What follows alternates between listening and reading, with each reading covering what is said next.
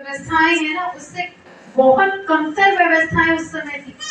Sir हमेशा बताया करते थे कि जब उस समय वो ज्वाइनिंग लगाना होता था तो एक के बाद एक जो फॉर्म भरे जाते थे वो पूरे के पूरे फॉर्म एक निश्चित समय पर एक साथ एक क्लाइंट से उन्हें उसे भिलवाड़ा पहुंचाना पड़ता था बाय पोस्ट। और गलती से कहीं अगर वो फॉर्म का बंडल जो कि 15-20 साल 22 साल पहले अगर मैं बात करूं तो वो फॉर्म पोस्ट कैसे हुआ करते थे वो हम सब जानते हैं कि चीजें हमारे पास चिट्ठी पत्री पहुंची कि नहीं वो भी मुश्किल था। तो इतने अगर हम गड्डियों की बात करें फॉर्म की तो वो कैसे पहुंचा करते थे। सोचिए कि किसी ने महीना भर पूरी मेहनत करी है और अंतिम में उसे पता चले कि उसके फॉर्म का बंडल खो गया। आज क्या होता है, हम जाते हैं ऑनलाइन या मोबाइल में सारी इंफॉर्मेशन फिल करते हैं, बटन दबाते हैं, फॉर्म सबमिट हो गया, एक बार उसकी परचेजिंग कराते हैं, काम हमारा खत्म। उस समय पे एक एक फॉर्म के साथ में पूरे के पूरे फॉर्म की डिटेल और उसकी फोटोकॉपी वापस अपने पास रखनी पड़ती थी कि कहीं गलती से अगर ये फॉर्म छूट जाए, कहीं घूम जाए तो क्या हो। कहाँ उस व्यक्ति को वापस समझाने जाएंगे और कैसे उसे मनाएंगे कि ये 1500 का किट वापस ले, ये 1500 का किट वापस ले। हम बात करते हैं महंगाई बढ़ गई, पर अगर हम बात करें हमारी कंपनी की तब भी 1500, आज भी 1500 इतनी ही में परचेसिंग हो जाए करती है ज्वाइनिंग की। तो ये जो हमारी कंपनी हमसे लिया करती है तो क्या एक्स्ट्रा अमाउंट ले लेती है या ज्वाइनिंग के लिए कुछ अमाउंट ले लिया करती है। जितने का वो हमसे अमाउंट लेती है क्या उतने के प्रोडक्ट हमें नहीं देती है। एक बार अपने जहन में सोच कर देखिए कि जितने लोगों की आपने ज्वाइनिंग कराई है उन सारे लोगों के फॉर्म आपको बाय पोस्ट कंपनी में भेजने, क्या हो पाएगा इतनी आसानी से।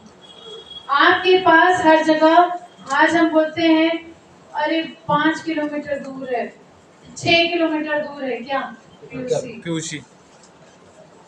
उस समय पे डिपो से जाकर सामान ले लेकर आकर इस तरह से सप्लाई करनी पड़ती थी। क्या आज से ज्यादा आसान था उस समय? no. क्या ऐसा था कि पहले एफएमसीजी के प्रोडक्ट थे?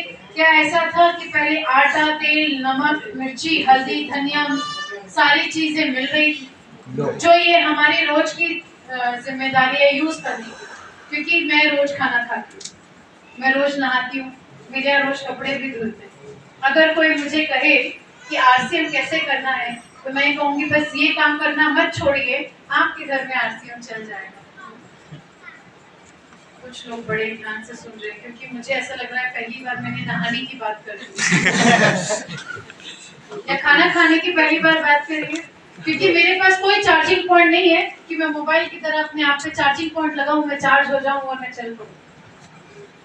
बकायदा शरीर को अगर मुझे चलाना है तो खाना जरूरी है। उस एक खाने को खाने के लिए मेरे घर में आटा भी होना चाहिए, तेल भी होना चाहिए, नमक, मिर्ची, धनिया, जीरा, क्या नहीं चाहिए। नहाने के लिए मुझे जब जिस मौसम में जिस साबुन से नहाना है वो साबुन है।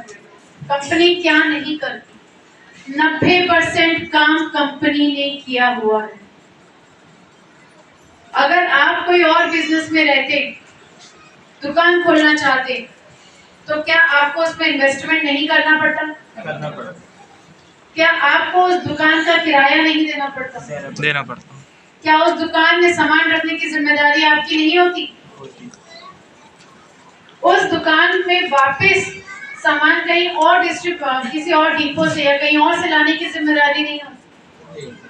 तो आपका अगर ये बिजनेस बिना इन झमेलों के साथ चल रहा है तो क्या ये मैं नहीं कह सकती कि 90% काम तो कंपनी कर दिया करती है।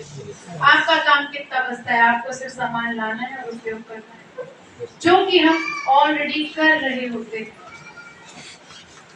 हम सब ने खाना खाया, सब ने नहाया, सब ने कपड़े धोए, सब में से किसी न किसी को कुछ न कुछ बीमारियां हो जाए।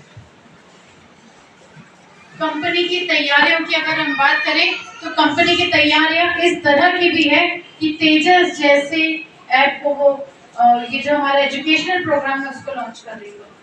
ये क्यों कर रही है कि शुरू से लेकर आखिरी तक में जितने भी लोग हैं, ऊपर से लेकर नीचे तक, कश्मीर से लेकर कन्याकुमारी कहूँ या मैं अपने पूर्व और पश्चिम के छोर को पकड़ूं, असम गुवाहाटी की बात हो, वो महाराष्ट्र की बात हो, वो गोवा की बात हो, हर जगह लोगों को पूरी नॉलेज रहे। ये जो तेजस प्लान किया गया है कंपनी से एजुकेशनल प्रोग्राम, वो सिर्फ इसीलिए प्लान किया गया है कि लोगों को अगर कोई चीज की जानकारी नहीं है तो किस तरह से बिना किसी परेशानी के साथ में उन्हें वो जानकारी हो जाए। क्या जरूरत थी कंपनी को ये कंसिस्टेंसी प्लान लाने?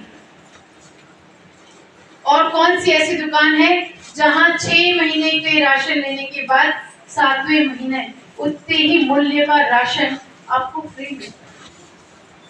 और है कोई ऐसी दुकान? कोई भी ऐसे किराने की दुकान या कपड़े की दुकान ऐसी आपको मिली जहां पे आपने कपड़े खरीदे या किराना खरीदा तो 6वें महीने 6 महीने खरीदने के बाद में 7वें महीने आपको उसका पैसा न देना पड़े? उतना 100% तो फ्री छोड़िए, आपको क्या 10% भी 7वें महीने उसने लेस किया है, डिस्काउंट दे दिया? मुझे आज तक नहीं।